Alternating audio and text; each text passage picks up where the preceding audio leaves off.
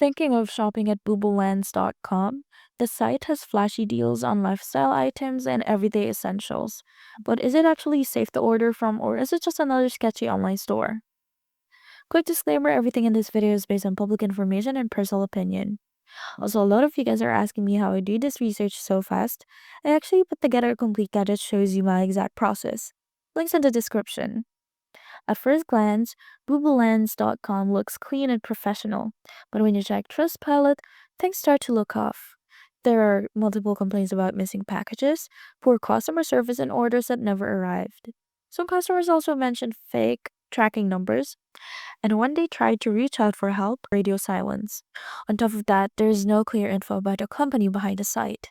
So, is boobolands.com legit?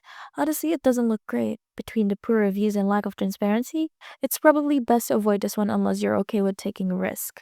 Have you tried or ordered from Boobolands? Got scammed or lucky? Drop your story below and don't forget to like and subscribe for more honest reviews on viral stores and sketchy sites.